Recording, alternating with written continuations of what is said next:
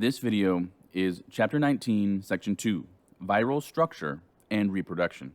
Key concept: viruses exist in a variety of shapes and sizes.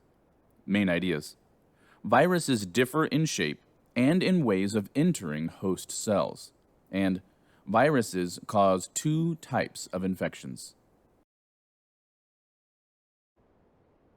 Just like the computer viruses that you've heard about in the news or in movies, viruses that affect living things pass from one host to the next.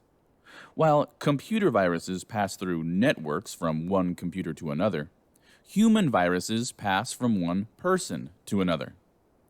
Also, like computer viruses, viruses of living things can be simple or complex in structure, and they also have several different ways of getting into their hosts. First main idea: viruses differ in shape and in ways of entering host cells.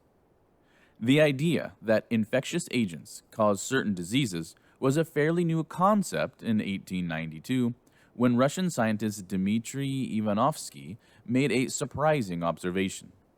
He was studying tobacco mosaic disease, named for the scar pattern that it left on affected tobacco leaves or tomato plants. Mosaic disease, which is represented on the screen here, was thought to be caused by a bacterium, but so far, no one had been able to prove it. Ivanovsky passed extracts of diseased tobacco leaves through filter pores small enough to strain out bacteria, and found that the extracts could still pass on the disease. Was this a new bacterium, or was it some unknown type of organism? In 1898, Dutch microbiologist Martinus Bergenic built upon Ivanovsky's work. He showed that the diseased agent passed through an agar gel. He proposed that tiny particles within the extracts caused the infection, and he called the particles viruses, from the Latin for poison. The observations of Ivanovsky and Bergenic laid the groundwork for more discoveries. Scientists began finding that many diseases of unknown causes could be explained by viruses. Viruses have an amazingly simple basic structure. A single viral particle, called a virion, is made up of genetic material surrounded by a protein shell called a capsid. Capsids can have different shapes. In some viruses, the capsid itself is surrounded by a lipid envelope. A lipid envelope is the protective outer coat of a virus, from which spiky structures of proteins and sugars may stick out. Some viruses attach to host cells by these spikes. The spikes are such an obvious trait of some viruses that they can be used for identification. Viruses can only reproduce after they have infected host cells. Viruses are simply packaged sets of genes that move from one host cell to another. Unlike bacteria and other living parasites, a virus has no structures to maintain, no membranes or organelles needing ATP or oxygen or glucose. All it carries in the cell is what it needs to reproduce: its genes. The structure and shape of viruses play an important role in how they work. Each type of virus can infect only certain hosts. A virus identifies its host by fitting its structure proteins to receptor molecules on the surface of the host cell, like a key fitting into a lock. Some viruses are able to infect several species, while other viruses can infect only a single species. Some common viral shapes are shown on the screen here. In some viruses, capsids form a 20-sided polyhedral, a rod-shaped and a strand-like virus that often has capsids shaped in coils, like a spring or a helix. In contrast to prokaryotes and eukaryotes, in which DNA is always the main genetic material, a virus can have either DNA or RNA, but never both. The genetic material of viruses can be single-stranded or double-stranded, and linear, circular, or segmented. One group of viruses is the bacteriophages, often called simply phages. Bacteriophages are viruses that infect bacteria. One example is the T bacteriophage that infects Escherichia coli, the bacteria commonly found in the intestines of mammals. The T bacteriophage, which is shown on the screen here, has a 20-sided capsid connected to a long protein tail with spiky, foot-like fibers. The capsid contains the genetic material. The tail and its spikes help attach the virus to the host cell. After attachment, the bacteriophage's tail releases an enzyme that breaks down part of the bacterial cell wall. The tail sheath contracts, and the tail core punches through the cell wall, injecting the phage's DNA.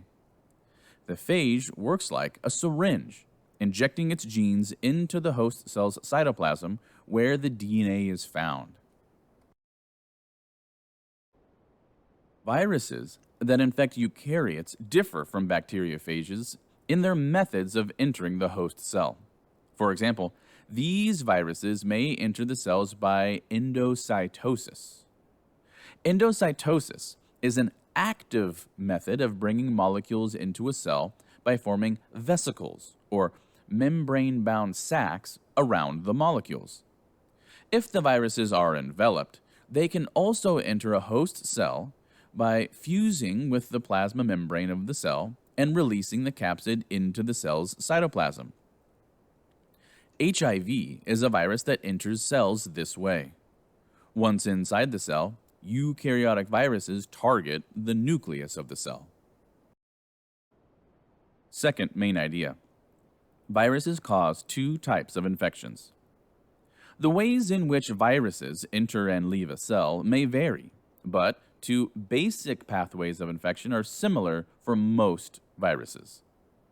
These pathways are shown in the most studied viruses, the bacteriophages, which are shown on the screen here. Once inside the host cell, phages follow one of two general paths in causing disease. In one path, the phage behaves like a bad house guest. It takes over the household, eats all of the food in the refrigerator, and then blows up the house when it leaves. The other path of infection is somewhat more subtle. Instead of destroying the house, the phage becomes a permanent house guest.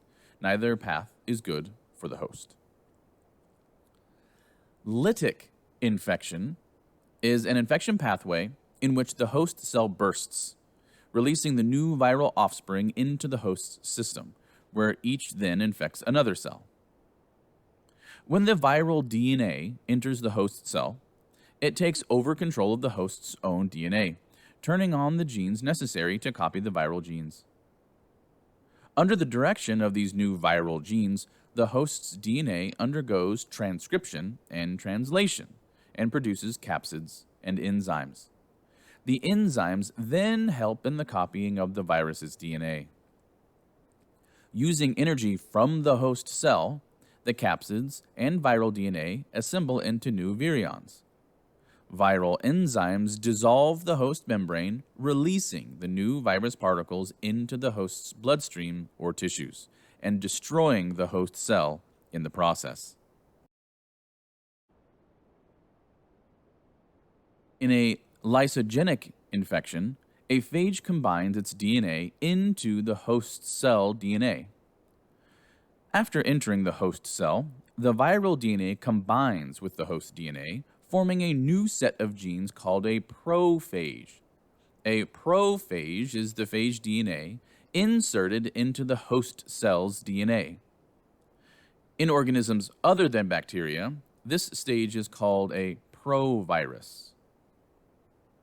The prophage is copied and passed to daughter cells with the host's own DNA when the host cell undergoes mitosis, which is cell division.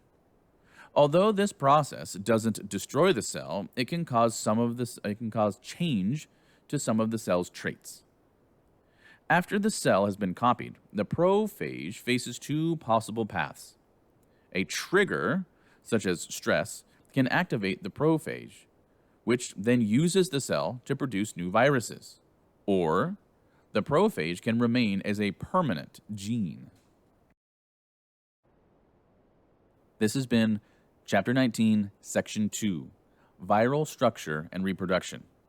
Key concept: viruses exist in a variety of shapes and sizes.